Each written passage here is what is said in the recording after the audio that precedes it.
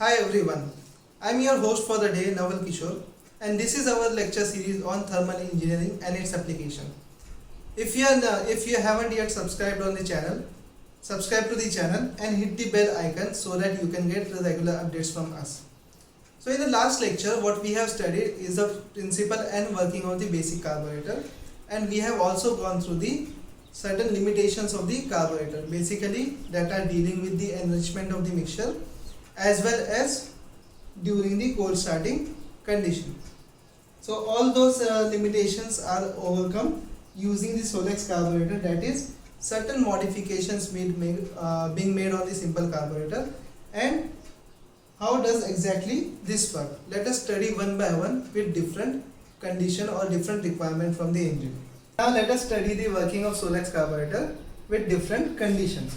So first condition that we are going to consider is the cold starting condition. So how exactly we are going to overcome the cold starting condition using the Solex carburetor compared to simple carburetor. So to overcome the cold starting problem, we have the unit over here called as the bias starter. So what happens in the bias starter is the air that is coming into the main passage of the carburetor comes into the bias starter unit from the small air passage, and the fuel is taken through this pipe into the bias starter from the fuel chamber that we have over here. So fuel from the fuel chamber comes into the bias starter and air enters into this bias starter, and therefore we get a rich mixture in this bias starter here itself. Now this rich mixture will be carried through this small passage into the engine without having to operate the throttle valve and the choke valve. So here choke valve operation is not an important issue and throttle valve is kept closed, that is we are not accelerating the engine, and even though we have both of these valves in non-operating condition, we can still get the rich fuel air mixture into the engine from this carburetor. So this is the first problem that was associated with the simple carburetor, and now over here it is overcome using the Solex carburetor. Now let us move into the second requirement for the Solex carburetor. Let's focus on the idling condition and how exactly the idling system in the Solex carburetor works. So here you can see the fuel chamber is connected to small passages or the pipes over here. Now we need to understand how exactly the fuel flows into the main chamber. It only flows because of the pressure difference that is created.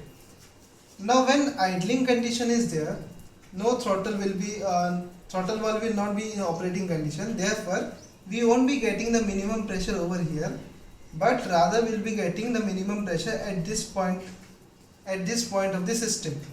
Therefore the pressure in this fluid chamber and pressure over here is considered, and therefore the fuel will flow from this pipe in this direction. Let me show you with the red marker. So this will be the flow of the fuel. Now flow of the fuel alone is not necessary, we also need the air into the in order to form the air fuel mixture. That air is carried out through the small passage over here, which is connected to the idling system. So air and fuel will be getting mixed and forming this air fuel mixture, and this mixture will be provided to the engine. Okay, so idling is not much of an issue in simple carburetor, but when we go for the normal running condition, we find continuous enrichment of the air fuel mixture in the simple carburetor. So that problem has to be solved, and that is solved using the emulsification process, and that emulsification is between air and fuel. So let us see exactly how this condition or how this problem is solved in Solex carburetor. So let us see how normal running condition is occurring in our Solex carburetor. So normal running condition means we have opened the throttle valve partially. So with the opening of the throttle valve, there would be good amount of airflow into the main passage of the carburetor. So when the air starts flowing, it goes into the tube that is perforated, or there would be very small holes present in order for air to get inside this tube. Now this tube is going to receive the fuel from the fuel chamber in this direction, or use from these pipes. This pipe is having restrictions in order to increase the velocity of the fuel for obvious reasons. Now when the fuel has come into this tube, main jet of the carburetor system, the air will be getting mixed through these perforated holes and forming the air fuel emulsified mixture. So this emulsified mixture is coming in contact, will be delivered through the opening of the main jet. At this point, again the same principle is there. This is the throat of the throat section of the main passage, where the pressure of the air would be minimum, and because of this pressure difference between the fuel chamber and the pressure over here, the emulsified solution will get it out of this main jet and air fuel mixture will be obtained.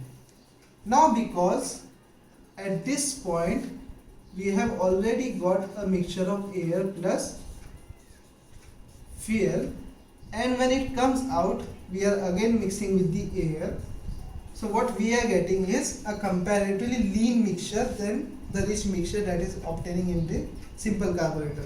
So hence this problem of enrichment of the air fuel mixture is solved using the Solex carburetor, that is by using a perforated tube in the main jet, and that is how we can get a lean mixture in the Solex carburetor. Now the next requirement from the Solex carburetor during the maximum power condition is the quality and the quantity of air fuel mixture. What we need is extra rich mixture along with highest quantity of the air fuel ratio that we can obtain from the carburetor. So when we say maximum power, first thing that we need to consider is the throttle valve will be open completely. So when the throttle valve is completely open, the amount of air that is entering the main chamber will be maximum. Therefore, the maximum amount of air fuel ratio we will obtain from the carburetor, that is for sure. Now second thing is how we can obtain this extra rich mixture. As we know, there is the emulsification process that is happening from the main jet. So we need to have an extra arrangement of the pipe or extra arrangement of the hoses that will be carrying the extra amount of fuel into the main chamber. So that is nothing but that pipe is this one, which will be carrying the excess amount or extra amount of the fuel into the main chamber and forming the rich mixture. Now how exactly do we get greater mass flow rate into the main chamber for the fuel? That is an important concern.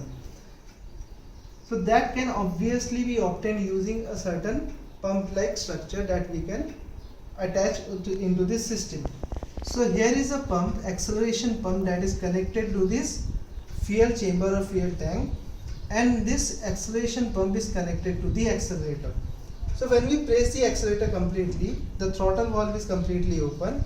This also activates the fuel pump in this system, which will drive the fuel at a higher pressure, thereby increasing the mass flow rate of the fuel, and therefore within the short span of time we'll be getting more mass of the fuel into this main passage, and therefore we can ensure that we have the extra rich mixture, and the quantity of air fuel mixture is also highest owing to the maximum opening of the or complete opening of the throttle valve over here. So we have completely understood the proper working of the Solex carburetor with respect to different linkages and different pipe connections over here. We have also studied what kind of air fuel mixtures can be obtained during different requirements from the carburetor and engine, like how we can obtain a rich mixture in cold starting problem using the bi-starter, how we can obtain a rich mixture for the idling using the idling connections, how we can obtain a emulsified air fuel ratio using the emulsification tube present over here, and how we can obtain an extra or excess rich mixture using the acceleration pump connected over here, which is connected to the accelerator. So this is a very simple working to understand. Only thing you should keep in mind, what are the basic or different airfield ratio that are required, and how connections that you can implement into studying it. So that's it for today. In the next lecture, we are going to start with the combustion of the SI engine, wherein we will be first starting with the topic of flame propagation rate. So till then, if you have any doubt, you can either comment in the comment box below, or you can write us to icengine200ls@gmail.com. Thank you everyone. Enjoy and stay safe.